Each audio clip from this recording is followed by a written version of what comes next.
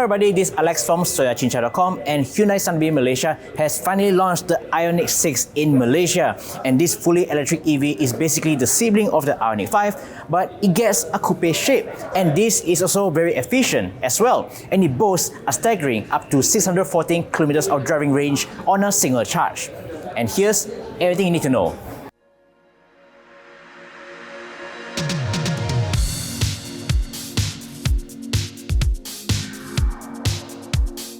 So what about the price and the specs? So let's start with the rear-wheel drive version, which is the one you want if you have that range anxiety. So the rear-wheel drive version has a single motor at the back that produces 225 horsepower and 350 Nm of torque, and that can give you a driving range of up to 614 kilometers on a single charge.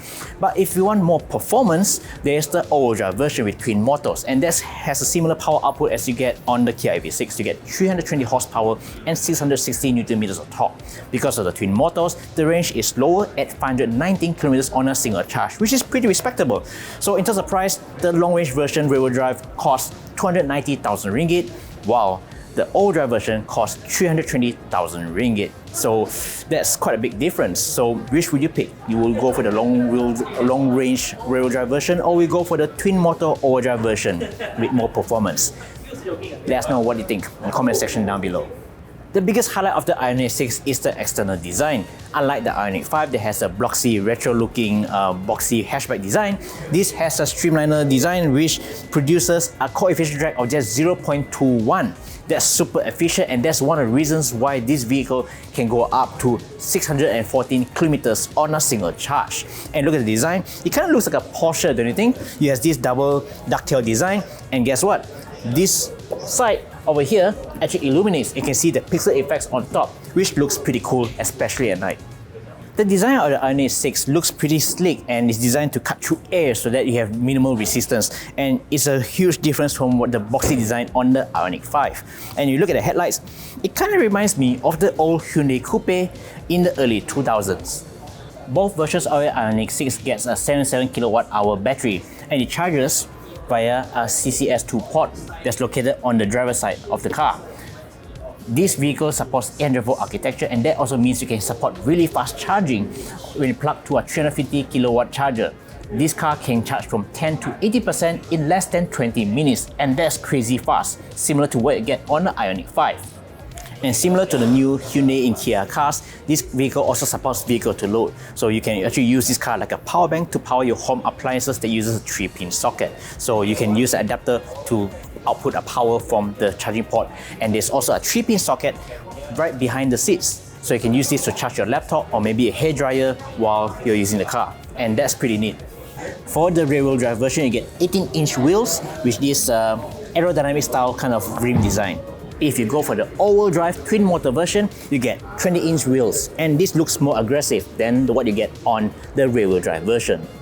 In terms of cargo space, this coupe 4-door SUV has a capacity of about 400 liters, not as big as the Ioniq 5, and you notice that the opening isn't as large as well, since this opens up like a sedan rather than a hatchback, but still quite sizable.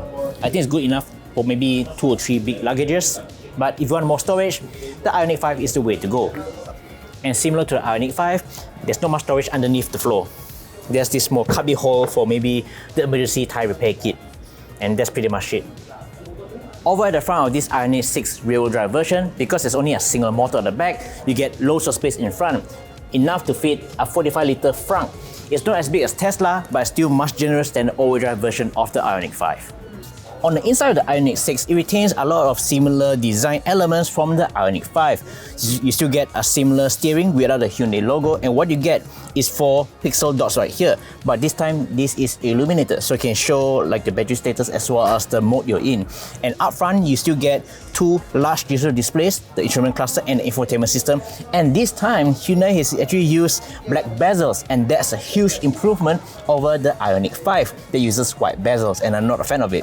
And the rest remains unchanged. You still get this stock design for the gear selector, which has the P, reverse and neutral and drive over here. And in the center console, they have changed a little bit over here. So instead of the movable center island that you get on the Ioniq 5, this time it gets like a fixed design, but you still get ample loads of space thanks to this fully dedicated EV architecture. Underneath here, you get this wide, like a storage area, and you can see quite a number of translucent elements as well. Pretty neat. If you look at the door, things look a bit different as well. Instead of having the power window switches on the door, everything's moved onto the center console. So you have all 4 buttons for all 4 windows right in the middle here. And you also get the controls for the locking as well as auto hold buttons right in the center console, so it's accessible by everyone in the car.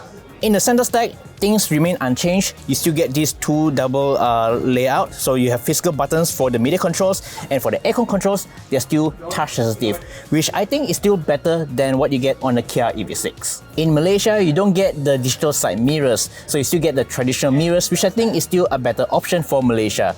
And in terms of design, you still get this new wing, I don't know how you can call this, like a side fin over here. So this is supposed to house the digital view for the side mirrors in other markets, but here you just get this physical fin, which I think looks pretty cool. And another neat feature is that all models in the Ioniq 6 range, you get a heads-up display, which is a good addition since this center display can often get covered by the steering wheel. Being a coupe shape, headroom's a bit less compared to the Ioniq 5, but still more generous than what you get in the Kia EV6, and that's a good thing. Another thing that Hyundai has taken away is the glove drawer. So now you just get the regular glove box like the other cars, because I feel that the Ioniq 5's glove drawer was a well done execution in terms of storage. But yet, it looks like it's still big enough to fit a laptop inside. Over at the back of the Ioniq 6 is surprisingly more spacious than I thought. I get decent amount of headroom, loads of leg room, and I still have enough of space to fit my feet underneath the seat in front of me. The only thing is that I wish that there's more under thigh support, but still pretty decent. And I think this sits right between the Ioniq 5 and the Kia EV6. And another good thing that Hyundai has done is that they've added USB Type-C ports for this car, and that's a huge upgrade compared to the USB-A on the Ioniq 5. Overall, this is quite a nice place to be. And if I need more leg room, there's also boss switches over here. Now you can really relax. And on the all-wheel drive version, you also get a sunroof. The listed prices comes with an 8-year battery warranty or up to 160,000 kilometers coverage, whichever comes first, but the vehicle itself comes with only with 2 years or 50,000 kilometers warranty, which is quite short. If you want to extend that to 5 years, you have to top out 10,000 ringgit. So, the Hyundai Ioniq 6, this is currently Malaysia's cheapest EV. They can produce more than 600 kilometers of range on a single charge. So essentially, this is kind of like the budget alternative to the Mercedes-Benz EQE, don't you think? Well, what do you think? Will you go for this, or will you step up or get something like the Kia EV6, or maybe the larger Hyundai Ioniq 5, or maybe go for a Tesla? Let us know in the comment section down below. This is Alex from soychinchat.com. Thank you so much for watching, and if you like this video, please give us a thumbs up, like us on Facebook, and don't forget to subscribe us on our YouTube channel and hit the notification bell icon so that you be informed of our future videos. Thank you so much for watching, and I'll see you next one. Bye!